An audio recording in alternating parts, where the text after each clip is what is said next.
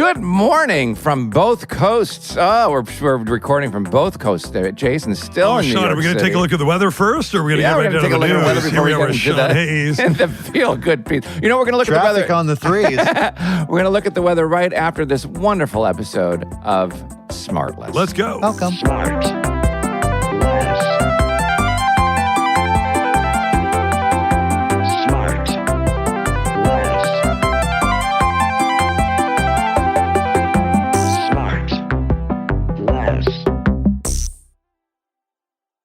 Good morning, everybody.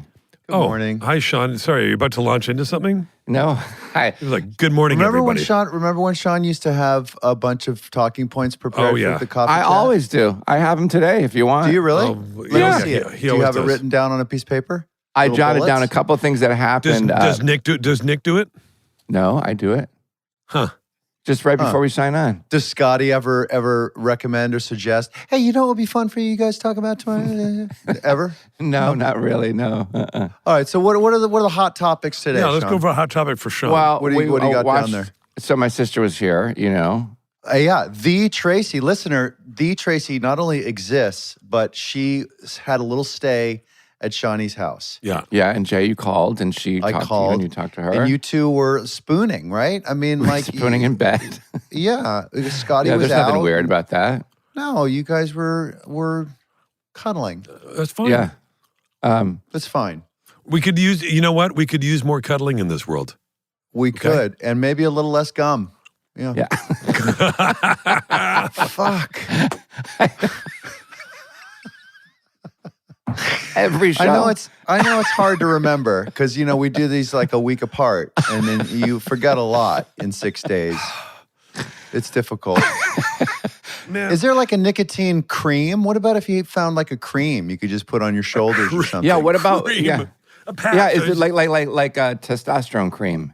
Right? Yeah. God. That I've read about. Yeah.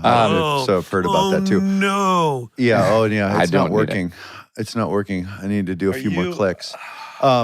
So Shawnee, hot Yeah, topic. so Tracy was here, and we watched the documentary. You guys got to see this. It's called "Trust Me: The False Prophet." Wait, is Did you this the see one that? about the I Mormon? heard about it. Yes, somebody told me about it. Well, no, it's not about the Mormon. It's about the Fundamentalist Church of Latter-day Saints. Is that Well, not Mormonism? which is an extension of it's an Oh, I offshoot. didn't know that. Oh, It's an yeah. offshoot. so yeah, It's so wild. so Sam Bateman, right? Yes, that's right. I thought Yeah. of you.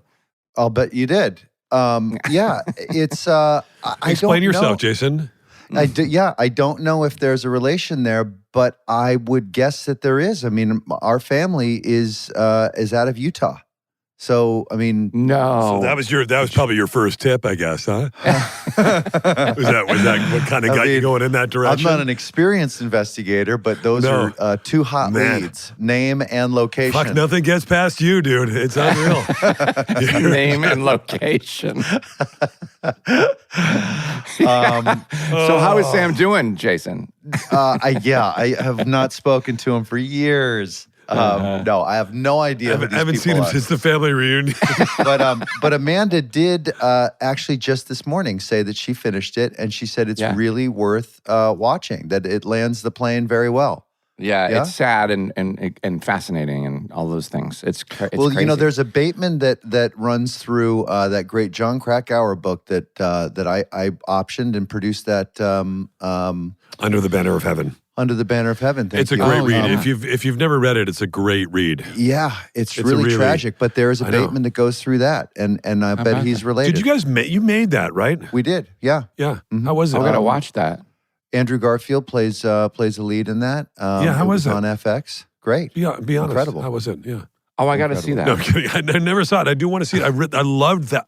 I loved that book. Yeah, that book is That story What's is it insane. like generally in one sentence? There's these. It's there's about these brothers, 250 pages, probably. these brothers kill another brother's child and wife because they say they got a sign from up above. Oh, Yeah, it's not God. fun. It's not a fun. It's not a fun. Wait, based read. on a true story or? Yeah, It's a full true And then- story. My But what's God. interesting And then about the every other structure of the chapter. book? Yeah, Yeah. every other chapter sort of it's telling the linear birth and progression of the religion of Mormonism, and Oh, wow. you can see how Yeah. Well, you can make your own decisions about. But Joseph Smith coming from upstate New York and all that sort of stuff, and then they sort of breaks that down in his way. But either way, wherever you land on it, it is a kind of. I thought it was an excellent book. He's God, Krakauer is something else. Yeah, he's the man. That. Oh, Sean, sorry. One more. Sorry, let's get to the next topic. Sorry. We haven't even hung up. explored this one. Sorry, so there you are with Tracy. You're watching the doc. And are you worried that us... you can't be yourself in the moment? Sure. Is that what it is? No, we can totally. By the way, every day. Was that it? You were just going to make a recommendation for media? Yeah, that. And also I saw, now that we're talking about documentaries, Jay, I finally saw the Apocalyptimistic. Oh, yeah, the AI documentary. Yeah, the AI doc. That was wild. So what do you think? Are you bullish or pessimistic about AI? AI? No, I can't be pessimistic. I can't. Right.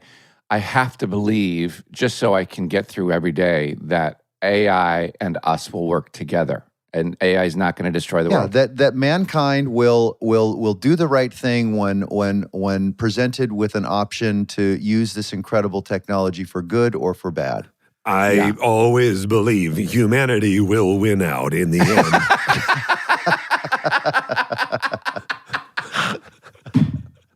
Hey guys, that is so good. Speaking of humanity, I tell you what, to believe. Wait, Will, are you about to get to the intro? It's still me. No, sorry. Wait, Sean, you had one more bullet point or not? That was just cultural recommendations. Oh, Sean, we should mention our little side menu, our little side thing, which is Sean's menu, which is becoming our new. It's our new. It's our new feature called Sean's Menu. Last night, Jason and I received a text in the chat. And a picture of the beginning of a s'mores extravaganza on a Monday night. Yeah, I'm not sure it was fully dark out yet, though. No, not fully dark. Not in a beach setting. Not on a vacation around a campfire. Just a Monday night in Los Angeles. Monday night, regular dessert. It was a dessert was at 6:15. By the way, okay, keep going. And it was elegantly laid out on a plate with proper ratios of graham crackers, chocolate, and marshmallows. There on the plate. Yeah. Very dignified, like this is your s'mores kit that the chef laid out for you? No, I did it myself. I was all alone. Scotty was out of town. I was all alone. That was just for you? That was just for me, yeah. And I had 4 in a row. But wait, this is the hack. This is the s'mores hack. Oh, yeah, tell us. I take the chocolate and I microwave it so it's more like a sauce. Yeah. And then I pour the sauce onto the marshmallow. Man. You figured it out, motherfucker. Yeah, so it's not like you're just biting into a chocolate Sean, bar. why don't you just stuff it all in your mouth and then hop in a sauna and just let it melt in your mouth? Okay? All right. By the way, that's not a bad idea. All right. What are you doing? I'm making s'mores. Most people go in there to lose some weight. Sean goes in there to really dive into the sweets. Or to reheat any sort of food. He'll just walk in there with his plate. Fucking hell, man. Ding dong. Unbelievable. See, why waste the wattage? Well, while you were doing that, I'll say this. Our guest, Sean, you're going to like this. He started performing on Broadway at the age of 7. Really funny. Okay? Yeah. 7 years old starting on Broadway and has continued on and off on Broadway amongst the other amazing things he's done, which have had multiple #1 albums, chart-topping singles, in a group, and also with a solo career. Hugh Jackman. And incredible acting credits across film, TV, big studio movies, prestige TV, then returned to Broadway. He's been nominated for Golden Globes, headlined global tours, coached on The Voice, okay, and built a career that went from teen idol to serious actor to legitimate musician all the way through, which is it's Howie Mandel. Okay, he's got his new record came out February 6th, Sunday Best, marking his first solo project in nearly 5 years. Please welcome to the show, Nick Jonas, you guys. Nick Jonas! Come on. Yes! You look nothing like Howie Mandel. Or Hugh Jackman.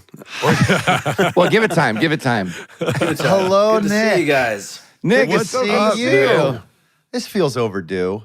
I What know. an intro. That was great. Yeah. Thanks. It is, Nick, I mean, and it's, I just it's saw so you- insane. I saw you at the Golden Globes. I know. That was so lovely. We were backstage at the holding room for the presenters. My wife was presenting. You guys were there. It's not a big room. That's not a one big of the room. one of the bleakest, most depressing rooms in Hollywood. Yeah. Yeah. Everybody just walks in and out. way too small. The ceiling's I did low. enjoy listening to you guys rehearse, though. It was a masterclass in bit Well, us rehearsal. three idiots. And you guys crushed the bit. It went viral after. It was great. Thank What you. did we honestly rehearse? You don't remember Yeah, that? there's a little side room. No, At the You monitor. ran it back like 6 times. It was great. we did. Yeah. Yeah, backstage. Just for timing. And Just then for I'll bet timing. it was nothing like just for timing. Just for timing. You got to do Get it. familiar with the piece. Didn't you think that Jason should have spoken up? He was a little soft on that Yes, one line. That if we were still rolling, I'd go back Yeah. and raise the volume a little bit. Yeah, because you were turned away. The attitude was great, and the performance was Thank great. you. We just needed to hear it better. Ah, cheers, man. You know, People loved it. It was great. I loved it. Cheers. Nick. Thanks for having me, guys. Yes, Nick welcome. Jonas. Fan Nick. of the pod. dude, Thank it you. is so Likewise. overdue. It's so overdue that you're here. And like I said in the intro, as you go back and you look at all the stuff you've done from such a young age and how much incredible success you've not just had but continue to have, it's remarkable, man. It's so so singularly, like, that is so tough to do, and it's really a tribute to your talent. It's unbelievable. It's just that you've always, at everything you've done, you've excelled, and you've managed to sort of keep it. You've done top-rated stuff, and I wonder if for you, starting young like that, did you feel pressure? Like, I got to keep this going. Did you ever feel that pressure starting so young? I think to a certain degree, yeah. I started as you mentioned before on Broadway as a kid. Was lucky enough to do a few shows, and then I was actually a family friend that heard a song. Oh, is it sound bad? No, family friend. Those stories never really go well. I thought the sound. I'm on set right now. There's trucks behind me, so this one does go well. A family friend. He also happened to be our chiropractor. He's like, guys, we're gonna take a short break. He told my dad, he's like, look, I know Nick recorded this song. I'd love to play it for this guy who works at Sony Music Group. Did he ask you to just relax? Thankfully not. But started recording and then we got signed as a trio, me and the brothers. And I think because we had sort of early in our career had a big failure. Our first album did not do well. We got dropped by our first label. Oh, God. And it took us finding a home with Disney and our partners there to kind of really step into the next phase. And I think that resilience came from that early perceived failure. Right. Right. Well, that's, yeah. I mean, did you have, am I right about that? First of all, I read somewhere that, and you tell me if it's true, that you were first discovered by like a talent manager or pushed towards one when you were at like a barber shop, like getting a haircut or something? I was at Is a that hair true? salon with my mom. Yeah, I was 6, and I was always singing. Before I was even talking, and she was getting her hair done. I grew up in Jersey, and so we're known for our hair salons, diners, bowling alleys, and Sure. that's about it. Shopping malls. So she was getting her hair done. I was singing. The woman next to her said, "Hey, my son is Gavroche on Broadway. I think your son could do it. You should go see this talent manager." Whoa. So we went in to go see Shirley Grant. Was it Gaten Matarazzo by any chance? Didn't he play Gavroche on Broadway? No, he played Gavroche later than I did, I think. Okay. I did it in early 2000s. Okay. But basically went into this talent manager's office. Her name's Shirley Grant. Rest in peace, Shirley.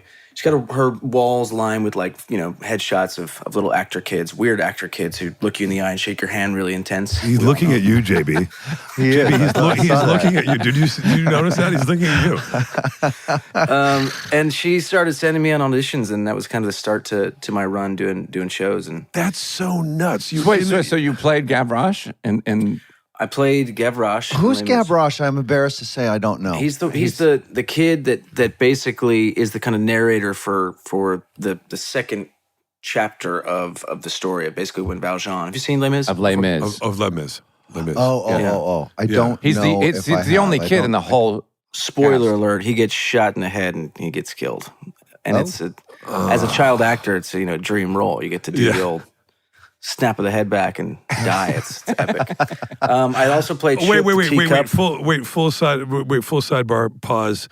Have either you just admitted? Have you guys ever been shot in a production, in a show, or anything like that? You've had to get shot? No. Yeah, I think I've bored you guys with my Little House on the Prairie story of getting shot. First time I ever got shot. I've never heard it. I was, 10 or 11, something like that. They're shooting a lot of kids in these productions. Okay, keep going. Jesus Christ.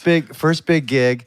I'm playing this kid. Me and my older brother, we walk into a bank there in the little western town, and it's in the middle of getting robbed. But we don't know that. We walk in, ding, ding, the door chime goes, and the bank robbers turn around and see these two little kids, and he fires and hits me right in the chest or the leg or whatever the hell it is. We shoot the rehearsal. Michael Landon's directing this episode. We shoot the rehearsal. So I get shot, and I throw myself against the wall. I slide down the wall, and when I get to the floor, I start shaking and quivering like one does, because all you can see is in the movies and a TV, and then I slowly expire, and all I hear is total silence. My eyes are closed on the floor, and I just hear Michael Landon go, "Okay, we're gonna cut." And he walks slowly over to me. I still have my eyes closed. I'm still in it. And he whispers in my ear, "Okay, we're going to do another one. And this time I'm going to want you to just collapse on the floor.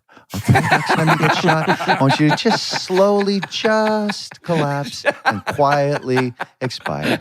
Here we go, everybody, back to work. I was so mortified and embarrassed. I mean, I was just, vibrating and throwing myself. Sure. Fucking terrible. Sure. Oh, God bless you, JB. That's good. That's good. Feeling it. So you do. Wait, so you were going to say after after Gavroche you played. Oh yeah. So I did my first show. I did A Christmas Carol, which is kind of a seasonal show. So technically not a Broadway show, but Annie Get Your Gun was my first show with Reba McEntire.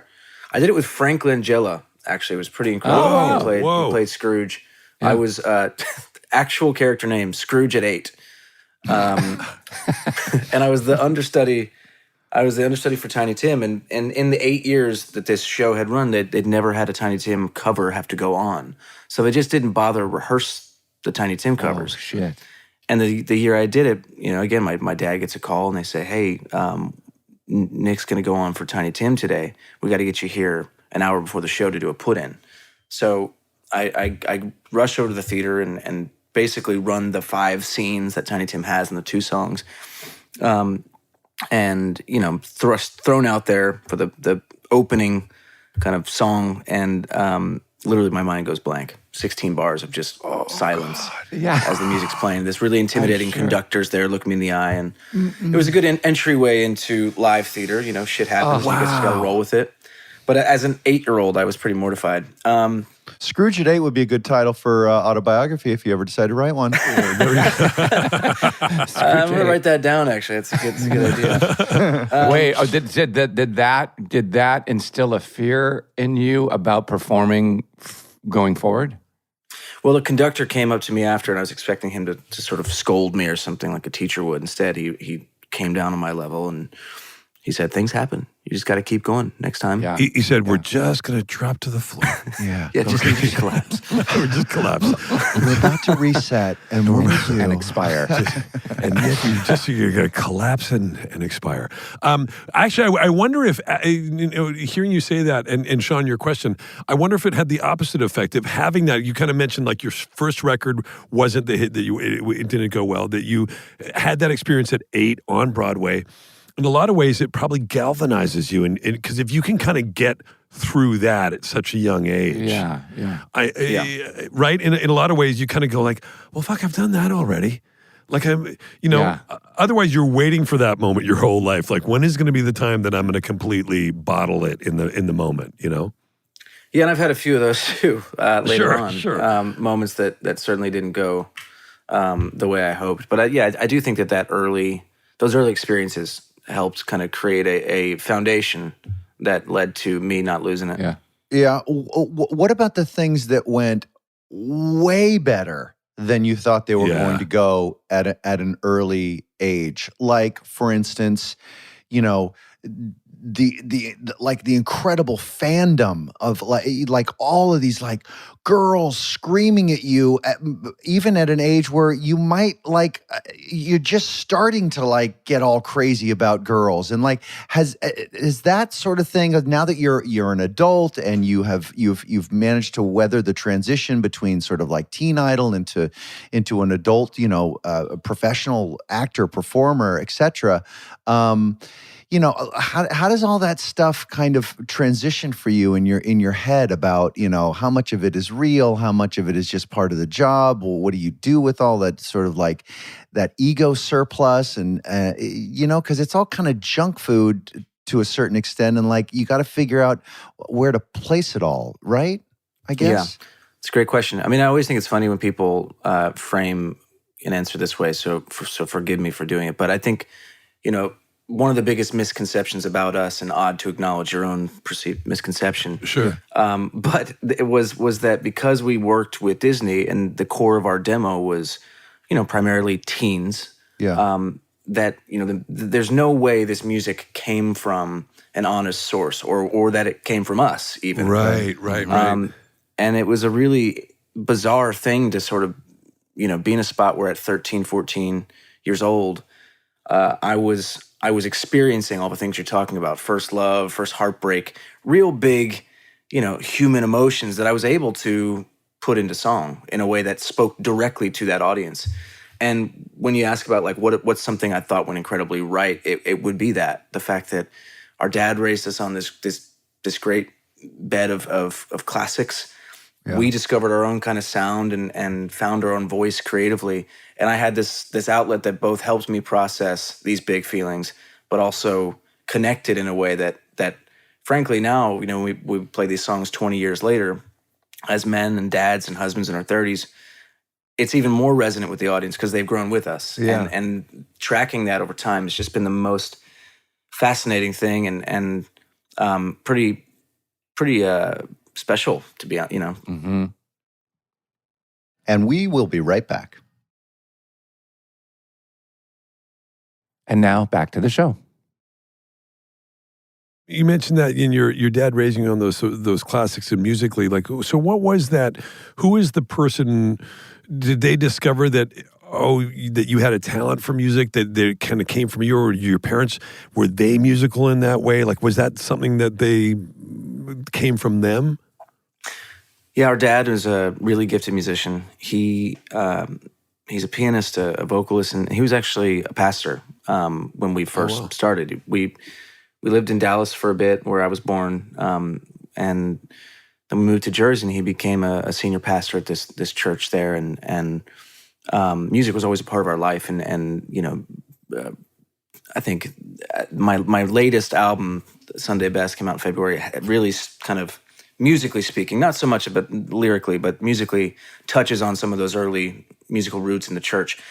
But the thing is that he also really educated us on everything else. The Bee Gees, the Beatles, Stevie Wonder, Carole King, all the greats.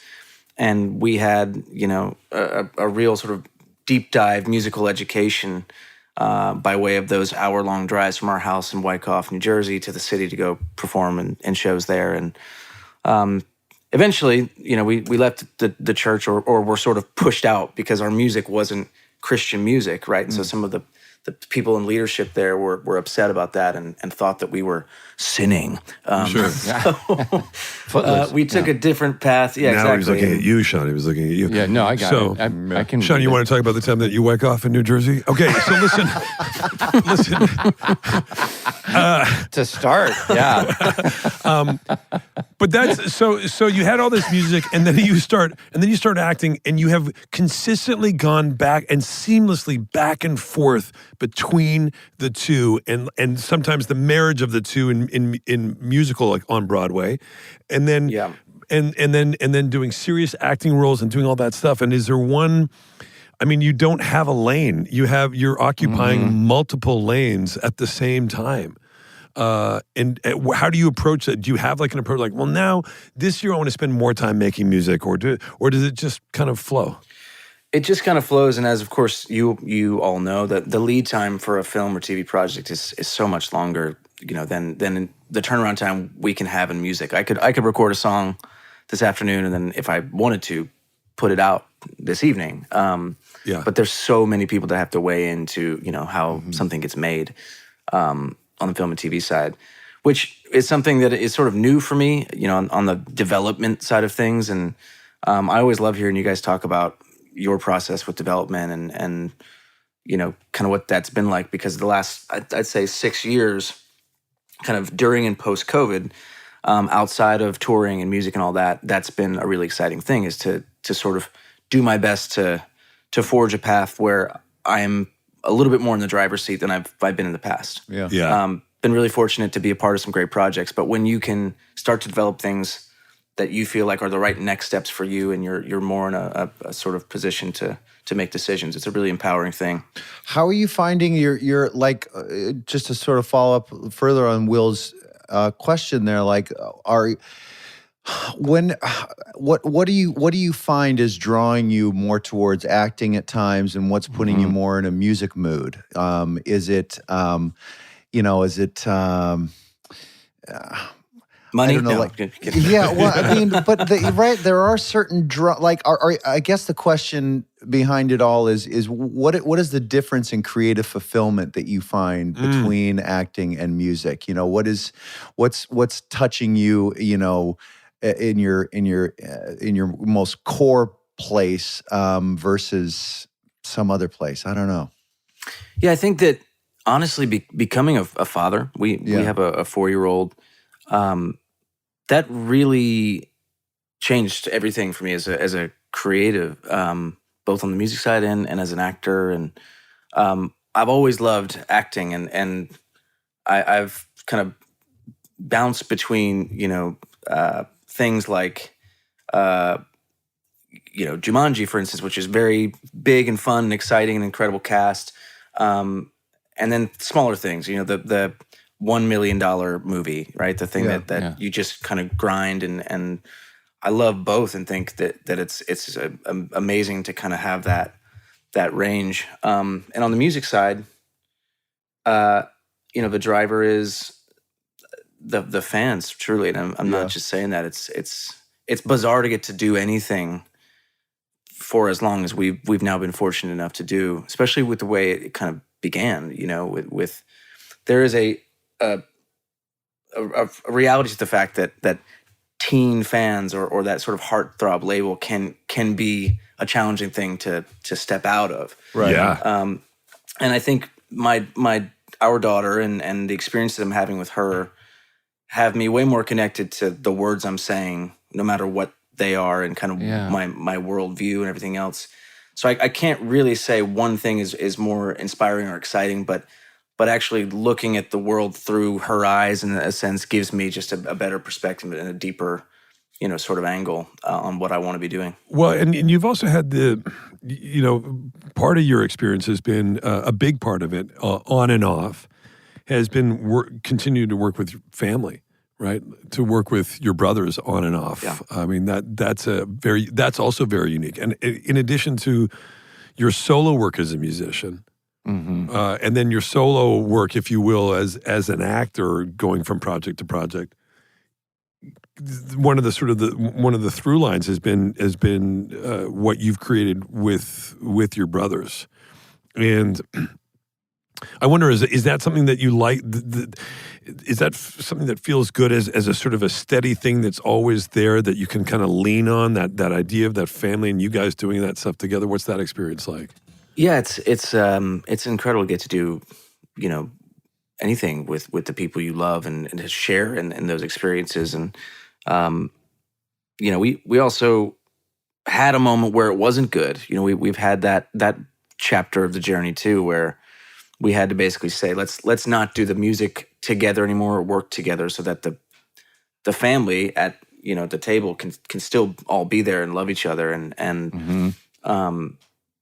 I think it took us sort of going through that season and coming out the other side in a healthy way. Yeah, because you guys went through like the period in everyone's life of change that happens between the ages of like 15 and 20 is massive. Right. You know, like, and that was you guys were just tied at the hip during those years, yes? Or I mean, what? Yeah, absolutely. It was, it was both good and bad. There are times I look up and I look at folks who went through similar experiences to us, who were on sort of a solo journey, and didn't have that built-in support system. Because we would check each other too, which was important to the dynamic, and also be a shoulder to lean on when there was tough times and frustrating situations to navigate. Yeah, I mean, you want to change so much, right? During those years, you kind of like, you try on these little outfits. I mean, Willie, we're seeing it with our kids, right? During those ages, like, you're flexing a little bit and seeing like kind of like what kind of young adult you want to become. And if you've constantly got a sibling there, that's why siblings fight so much, is like, you're always calling each other bullshit, and like, oh, just stop with the face, or with, nice outfit, or what's going on with your hair, JB, I was thinking about this with us, like, as you were saying it, and obviously it's very different, but the three of us, Nick, in this way you're like brothers. We've been friends for a long time. But we're settled into who we're going to be. Yes, but at the same time, we check each other all the time. I FaceTime with both of you yesterday. Yeah. I was going to do this thing on Thursday, and Jason's like, you got to play golf with me. I'm leaving. I'm going to New York. You have to move that thing because I'm leaving. I'm not going to be able to play for a while. I was like, okay. And I called the guy I was going to do it with. I go, I have to go because Jason's leaving, and I have to play golf with him the day before he leaves. And he goes, I think it's so sweet that you guys still want to hang out with each other. And it hadn't even occurred to me. Yeah. But I get it. Like, you guys are my constant in that way. Like, you're my thing. We come back and get to do this together in that same way. And so I can kind of relate to that. It's different. Again, I'm not. And you also, you guys are probably as fiercely protective as we are about maintaining the harmony, because it does take some diligence. We don't talk to each other about like, the effort I made to avoid a conflict with you. Like, no, you got to take care of that shit internally and make sure that you're being the right partner to keeping everything. Like any family. Like any family, any relationship, you got to do your part. Yeah, and you got to also talk a decent amount of shit to the people you love. That's you have to be balanced. Which you guys have in spades. Wait, Nick, is there anything as far as your music goes? I was thinking about this when Will was kind of touching on this too, and you were speaking about it. Is there anything? How do you determine of your personal life what to share in a public forum through art? You know what I mean? Yeah, it's a good question. There are things that. Thank you. That I even a stop clock tells the right time. Yeah, no, he's got nominations to back it up. Yeah, he sure does. Interviewer of the year. Yeah, did he win? He did not win. Did not win. He did not win that. No, he did not win. He didn't win until it got to the co-host version of the nomination, and then we won. Yeah. Congrats. There are things that I feel are probably better to just keep private, and or find a different way to say it. But I have lived a lot of my life, in the public eye, right? And so shit. It would be odd to not acknowledge some of the things that are already known about me. Right. So you write these lyrics, you know that a writer only writes what a writer knows. So I'm assuming that your feelings, your emotions, your stories come from your life experience. And then oftentimes you want to sort of explore this through a song, but you're afraid the public might sniff out who that person might be. So you kind of change a name, maybe even change a gender, change who you are, change or make it a metaphor, right? Like all of a sudden it's about two dogs in a park or whatever. Like, what an imagination. Yeah, thank you, man. So is there a little bit of like a concoction going there sometimes when you're writing out lyrics? There is, yeah, and are you ever a puppy? Oh my God, dude! Enough with the Nick, dogs in the park. Ever a puppy or a kitty? That's actually what the entire next album is about. Fucking Nick, please write a song about two dogs in a park. I honestly I'm gonna figure it out. There's got to be a way. And then look over there. There's I'll send it to you first. You can premiere it on the pod. Yeah, but truly, yeah, it must be hard to decide how to do that. Yeah, I mean, I think that it's always fun to think of a different way to say a thing, and to throw a metaphor in there, but also, to just say the truth is so empowering. And instead of like they're just sniffing each other, they take each other out on a date. Oh my God. It's the song's writing itself right now. Fuck, this is never going away. Yeah, I mean, have you ever had? Well, then conversely, like, have you ever written a song and then had questions about it, or it felt like people misinterpreted it, like they think that it's about something? You're like, oh no, it's not about that. That has happened a few times, and then the other thing that happens is that in the year 2026, there's only so many notes left. There's only so many songs. When we first started putting music out in the early 2000s, on any given Friday release day, there would be anywhere from 30 to 50 new releases. There are now thousands, 3,000 to 5,000 somewhere in there releases. Oh my God! Really? Every Friday Of known and unknown artists, like about anybody. Yeah, I mean, there's just so much music out there, which is both incredible, and we love that there's so many people that are creative, and that there is new pathways for people to independently release music, all these things. But the landscape has just changed so much, and so as writers, we have to adapt as well, and musicians, you've got to find a new way to cut through. And this is it's 3,000 to 5,000 now, and then in a couple of years you're going to have all the AI groups releasing stuff. Exactly. These labels will probably just have certain groups that are fully AI, right? How do you feel about that? Have you? This one goes out to my mother. Have you played around with just get like a first draft of a song or like whether it's lyrics or melody to see what AI can give you on just a first pass that you then would change to make your own? I mean, any kind of art, I think AI I hear can give you a first sort of pass at it, as opposed to, because the hardest thing is creating something out of nothing, right? Yeah. And so about 25 years ago, or whatever it was, 30-ish years ago, probably not that far back. Let's call it 25. I don't have the exact facts. There's the introduction of auto-tune, right, or into the music making process. Tell Tracy what that is. Before that, there were little tricks you could do to basically take the pitch of a singer and just bring it slightly back in tune so that it just sounded better. Right. And then there's compression, which is another tool that's used. So as modern music making, much like film and TV, started using the technology available to them, it evolved, it changed, and it became a part of the process, to where now hearing a song without autotune to your ear would probably sound odd, or just slight pitch correction. Rough. Rough, or unfinished, or raw. Or more real. Or more real, exactly.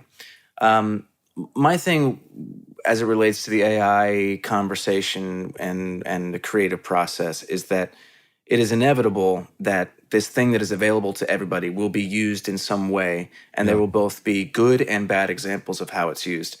But I believe that the lived experience, the human experience, cannot be replicated. Right. And certainly, songs about dogs sniffing each other's butts in the park could only come from great minds, human minds. Right.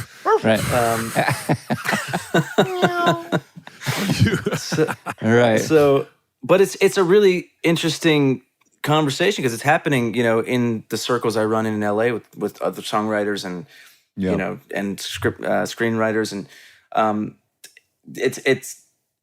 it actually, and this isn't to like bring up the thing, but I have this movie coming with Paul Rudd in June, which is all about my character, effectively, this artist. He's a sort of former pop star, boy band artist who is in a crossroads in his career, who wants to go to that next level, and he meets Paul in a happenstance situation at a wedding that Paul's wedding band's playing at. and basically I like it already. I steal this song from him, and it becomes a global smash. Oh, wow. And he doesn't get the credit. And then he comes after you? And he comes after me. And it's a really fun movie. John Carney's the director. He's one of my favorite directors, and Paul's incredible in the movie. But the basic kind of like hook of it is always had me when I first heard the log line, and then when I read it, I was just blown away. But it asks the same question, I feel like, that some of the AI conversation asks. Like, what is this idea of ownership, of truth and accountability and all these things? And, I'm excited for people to see it, because it will leave you with a lot of questions. Yeah, I love that. I love that. Sounds That good. sounds really good. I think everything around this topic feel like just open-ended questions, because we just don't know, and we're all trying so hard to figure out where it's going to end up. And we're spending all our time just spinning our wheels going, what's it going to be? Is it going to be good or bad? Is it going to be this or that? And I guess that's the frustrating part. We have to kind of surrender to, we don't know yet, Yeah. What kind of, I'm curious, what kind of music do you listen to? Like if I were to turn on a playlist that you had right now, like what's the kind of stuff that, and I'm sure it varies, like everybody, like you go through phases and stuff, but do you have any kind of like specific genre or something that you always find yourself going back to, or artists that you really? I have a few. I make playlists that are themed. So I'll do like a Nepo Babies playlist, and it's anyone that's related to That's funny. another famous musician. That's funny. And it starts a good debate of who is the more famous musician of the two, which is a fun one, or great songs with key changes. So when me and my friends get together, we sit down, have a couple drinks, then we all like pass the phone around and add to these playlists. Oh, that's fun. That's really it gives cool. you, it's a fun game to play with your friends if you ever want to do it. And then outside of that, Django Reinhardt is a gypsy jazz guitar player, just really puts me at ease, and like it's always playing in our home. Along with, my wife Priyanka is Indian, and I've learned so much about the Bollywood film scene and Indian film as a whole, and the music from those movies, and really come to love it. That's those are kind of my tent poles. We'll be right back. And back to the show. This is such a hard one. I don't know how I'd answer it. Who's your favorite? Do you have a favorite band of all time? Yeah. Favorite band of all? Oh, I know what yours is, Will. What is it? It's Built to Spill. Built to Spill is up there, but it's not number one. Oh, is it? What's the French The Smiths. fusion band you love? Is it the Smiths? Smiths is my number one band of all time. I love that. What It's about like your French fusion? What's it called? The French Canadian fusion band that you just go twat on and on about. He's not French Canadian. Oh, Bon Iver. Bon Iver. He's not Iver. French Canadian. He's from Wisconsin. That's close. It's close, and it's a French name. Bon Iver is amazing, Do right, you Nick? love Bon Iver? Oh, love. He's incredible. He's great. Justin Vernon and those guys, and he's I just, think I turned you on to them, Will. Sean I mean, I Carey. was an early adopter. Sean of them. Carey, who plays with when Justin Vernon when they were doing Bon Iver, Sean Carey's got a beautiful voice, and the two of them. There's a version if you want to. It means good winter, so It does, but without the H. Just so you know. There's a song they released. They did it live in a studio, and you can go look it on YouTube. And it's Justin Vernon and Sean Carey on dueling pianos, and they're doing Bonnie Raitt's "I Can't Make You Love Me." It's one of the most incredible. It's one of the most incredible performances. JB, make fun of it as much as you want. You never understand it. Okay, you have the heart of AI. You have the heart of. I will not love Jason, it. as I would say, Jason has the personality of a Waymo driver. But you, Nick, check it out. Check it out. Those guys doing "I Can't Make You Love Me." It's absolutely heartbreaking. But yeah, I want to know his answer. I know. What's your favorite band? If you had to? I mean, the Beatles. Of course. Okay. Sure. Okay. And then the Bee Gees. I love the Bee Gees. There's a band called Switchfoot that we love. They were really influential for us. They had an album called "A Beautiful Letdown" 2003. It's like San Diego, I like that surf kind of like just a rock kind of. It's that punk pop emo rock thing that we Yeah. we'd love. But yeah, the Beatles, I think, number one. Sean, you got a favorite band? Well, the Smiths is really, really, really, really high up there, but probably Depeche Mode or Erasure or New Order. All the European synth pop of the 80s and 90s. I listen to it every day still. Bronski Beat, Erasure. Yes, all those. Yes. What's the best concert you've ever seen? Oh. Me? Probably Depeche Mode. I mean, Depeche Mode. yeah, What only about because, only because I love JB, them. best concert you've ever seen, JB. And favorite band. Radiohead. We know what it's Radiohead. Yeah. Radiohead. Yeah. I think the best concert I ever went to was like 85, and it was the Violent Femmes and the Pogues in a double bill. Oh, wow, Yeah, it was sick. Where'd they play? In Toronto. Toronto. Yeah, I grew up in Toronto. Great concert city. Is it a great concert? It city? is. You know, one of the most asked questions on a golf course when I'm like playing with some guys that I don't really know is always, what's the best city to play in? Yeah. And it's Toronto, Yes. Mexico City, Montreal, great concert city, Great town. Barcelona, Wow. and Brazil. I mean, anywhere in Brazil. Like it's just Wow. You know. Listen, shout out to Toronto. I just want to say to all our Canadian listeners, we love you so much, and our friends at RBC. Wait a minute, but Nick, Sorry, by the way, not a paid ad. Not a paid ad. Nick, I'm from a little tiny town called Glen Ellen, Illinois, and you Shout out. played at the Village. Shout out! Wednesday. It's just a NetJets trip away. It's a NetJets trip away. Okay, NetJets. It's the easiest way to get around. You know, but wait. Did you guys go to the Masters this year? Did not. I went last year. Yeah. Were you there this year? No, I missed it. I'm up in Vancouver right now. Speaking of Canada, Is that right? Shooting. eh? and I couldn't go. But my brother Joe and I, we first went to the Masters back in 2016 or 17, whatever the Sergio Garcia year was. I think it was. Oh 17. yeah. And then we kind of made a tradition of it. We would go on Saturday night or Sunday morning and do Sunday. Well, And it's a tradition, it's the unlike tradition any like other. And, you know, speaking of that, Jim Nance he's kind of been a family friend for a while. He's come to a lot of shows with his daughter. They have like a connection of coming to that's our great. shows together. It's really sweet. And she's now, you know, married and it's a beautiful thing. Anyway, he let us come into Butler Cabin and watch his intro a few times. And you know, I was there the year Tiger won, but I missed it this year. And I think I've seen you from afar at the Masters one of the years I went. And just one quick golf story, and sorry to bore you. No, I did this. we're all in. I did this commercial with Jordan Spieth for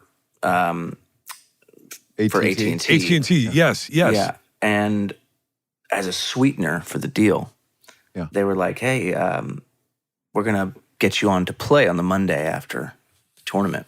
Ooh, right after. So I got to go and play Augusta. How'd you score? How'd you score in those So conditions? I'm not playing to it now, but at that point I was a 7. Wow. And the conditions were brutal. But I shot at 84. That is fantastic. really Did you good. play their tees? No, they had us. They had us up. Yeah. JB, don't be. That's a dumb Well, I mean, I question. don't know things. I went and embarrassed myself. I went with the Manning brothers about a year ago, just over a year ago, and I really stunk up the joint. I finally got it together, but I really stunk up the joint. But you got to see I feel it. like they could actually be like real working actors now. The Manning brothers, they're very funny. Peyton Manning, he knows this. I've embarrassed him many times. He's the greatest working athlete, former athlete actor of all time. Yeah. We're diehard Giants fans, so we had a couple great years shit. with Eli, and We love Eli too. we love Eli. Legend. Sean, you okay? Yeah. Sean just tuned out more than ever. He's still coming off his high from last night. He had a campfire. I don't know if you knew in Hancock Park they had a little campfire. Campfire for one. I was going to ask you because I was listening in before we jumped on. How does that work? The campfire outside in No, California? it's over. It's in the oven. When I made my s'mores, it's on the stove. I Oh, just turn okay. on the I was range. like, that seems really Or dangerous. if the gas is shut off, he'll just go in the sauna, as Will explained. Yeah. So you're just standing there jackassing it over an open flame in your kitchen on the stove. Yeah, absolutely. Yeah. So what And are you eating wearing? standing up? Or like, do you eat Absolutely standing up so you with a just big glass and then of make milk. the next one. That's right. While I'm And your shoving it in fingers my are now mouth. sticky and it's Totally all Well, over the wait, place. I'll bet you've got the phone. I bet you're scrolling through your Instagram while you're eating next to the stove. No, I was It's listening to the such a- Smiths actually last such night. a- Were you really? Wait a second. Yeah, while I you're was listening to listening the Smiths off your iPhone, alone in your kitchen, making s'mores over your gas range. That's right. That's right. Fuck you. I'm just gonna Fuck you. start crying. Fuck you. And you're in slippers and like pills. Yeah, I mean, flannels. totally. It's just disgusting. I was Wait, just Nick, we do have to disgusting. get you. You have to come play golf with us. I don't know if you heard Jason's leaving, so we can't play for a while. Until It's very- August. Have you guys had Kevin Hart on the podcast yet? We have. Yes. we have on the live So show. he's newly obsessed with golf. Is he? Yeah. I just finished up on the number 3 Jumanji, and right. he was literally scrolling, just watching golf videos and practicing his swing with like this contraption. It's like a thing that simulates like a golf. I don't know. It was very cool. I find it on eBay. Was this over in Hawaii? Hawaii and some in LA as well?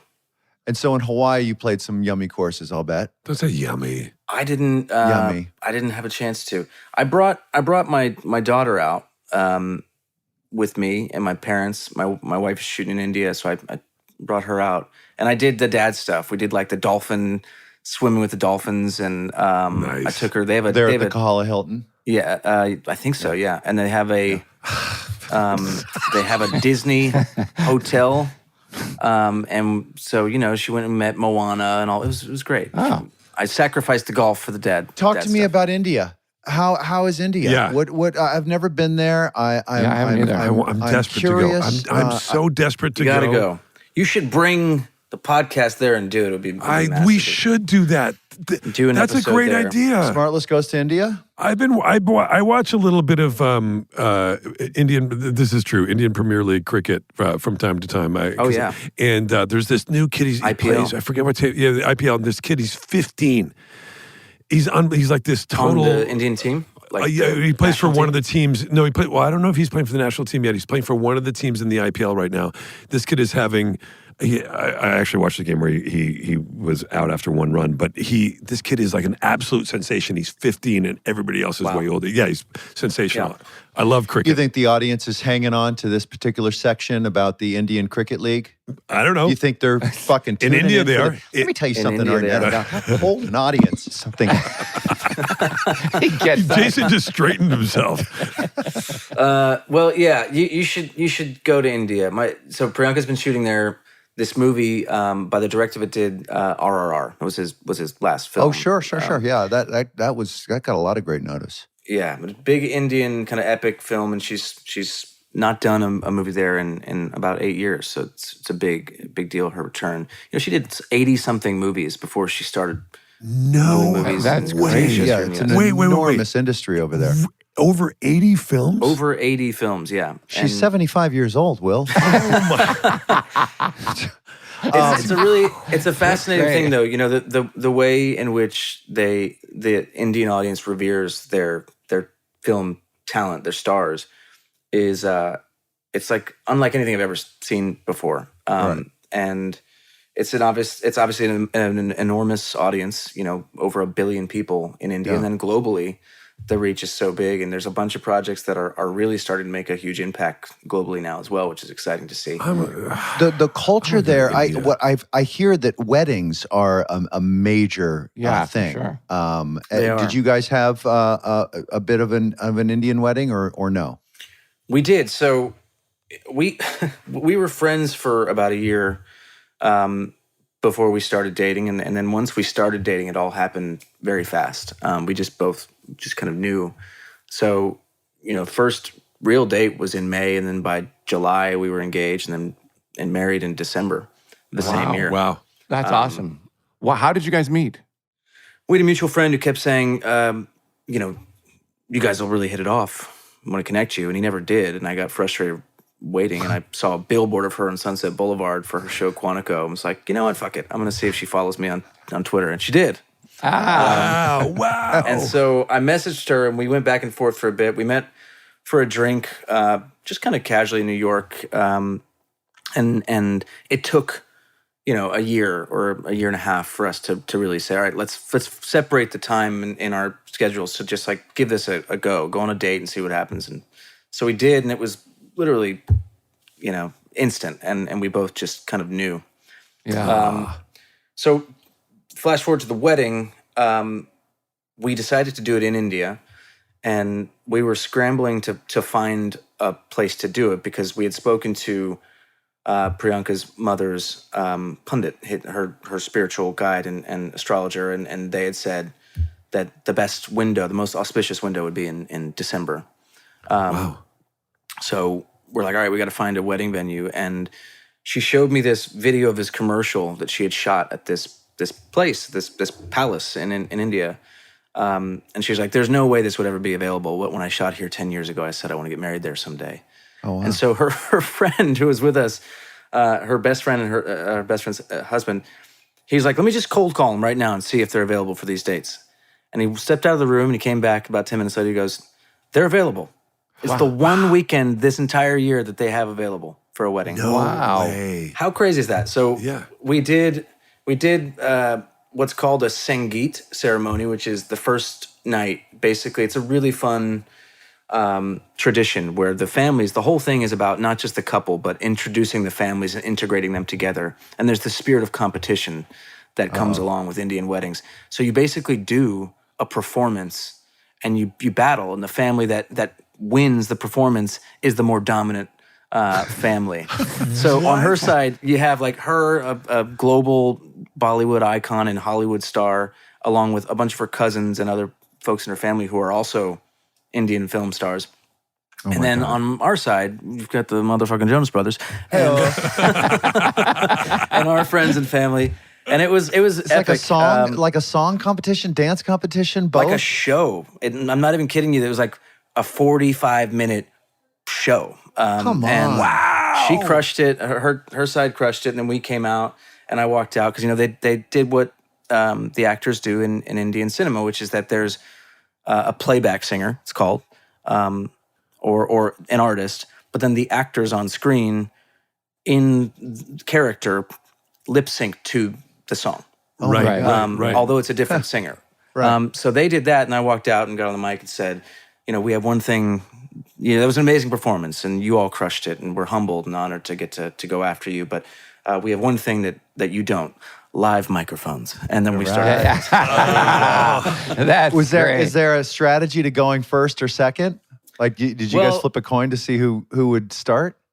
We didn't flip a coin. It just kind of happened that way, and I'm glad it did because, it put the fear of God in all my friends and family when we were backstage after, and it was like, we got to hold the fucking line. They brought it. Like, now's the time. I've never needed you more. And so that we did that. Then basically we did a Western Christian wedding. Yeah. And then the following day was the Indian ceremony. So 3 nights. And by the way, that's a short, considered a short Indian wedding. No Usually shit. they can go up to, a week or 2. I was just thinking, I was imagining if we introduced that here in America, the sort of the competition element to a wedding, and I'm just thinking of like a wedding up in Massachusetts of 2 families, like, fuck you, yeah, you motherfucker, you want to You thought that was trash. That was fucking immediately like, here we go, let's kill these clowns, fucking, just total brawl. It would escalate quickly. Yeah, wow, that's so cool, dude. That is really cool. I can't believe it's already been an hour. Yeah, we didn't get to much. I know, but so much. It's always a good sign when you just roll through. Nick, man, you're such a talent, dude. You're such a great dude, and just love what you do, and so much admiration for all of it, and just continued same. success. Thanks for making time. You're there at man, work, really right? cool. You're in your trailer there. Thank you for doing this now. Of course. And I'd love to come back next time with the bros, too. Yeah, come on. We'd love that. We'd love that. And we That got would to be play dope. some golf. We got to get Yes. it all done. Yeah, let's get it do all it. done. Thanks for having me, guys. This was awesome. Yeah. We Thank can you, workshop Nick. the dog play too. We can just Okay, you know what? That's it for Nick. Okay, idea. so Jason, we're good. Okay, somebody cut off Jason's mic. Thank you, Nick. Thank you, Thanks, guys. Nick. Thanks, buddy. Nice to see you All again. right, pal. Good to see you. See you later. Bye. That's Nick Jonas. Wow, that is Nick Jonas. Yeah. What an impressive dude. When I saw him backstage at Golden Globes with Priyanka, it was just us three. We were chatting for like a half an hour. It was great. He was so cool. Do you think they rolled their eyes after they walked away from you? Yeah, absolutely. They were Who like, doesn't? Who the fuck is that? Why is that This guy talking fucking guy. to us? This guy is. Why do they let such random people He goes backstage? on and on. I don't care. Cooking s'mores. He's wearing slippers to an award show. Could you imagine? By the way, that sounds like a dream. Just wearing slippers. But rolling in. it's very admirable that he is, just thriving and incredibly relevant and working like a dog. And, he's made that transition from child star to adult. Yeah, working. I mean, and started on Broadway. I didn't even mention that he and I years ago went to a hospital here in Los Angeles around the holidays, and visiting with all these kids who were sick, and he brought his guitar, and he played songs for all these kids individually, and it was so it was so moving. I mean, it's like he was just he was so generous. Yeah, and doesn't stop with his time like that, or I mean, going from movie to concert to the recording studio to it's exhausting. Sounds exhausting. Oh, that was it. I thought that was it. We were both thought you were. Yeah, we thought you were leading into it. No, but they do have. Here it comes down. Yeah. They do have a song, a title called "Goodbye." It's an album or a song or something. Yeah. So we gotta give you a quick lesson on how to do the bye thing. There's a song called "Love I will say Bug." this. I will say that like his, he's got the music and the acting and all this stuff. And so how does he decide how he's going to, with his career, how he's going to go to bifurcate those two talents. Bifurcated. This got to be the terrible. worst part of every episode.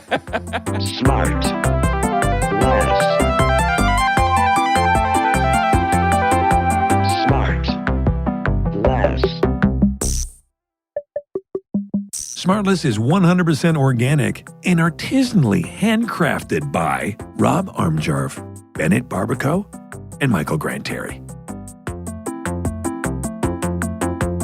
SmartLess.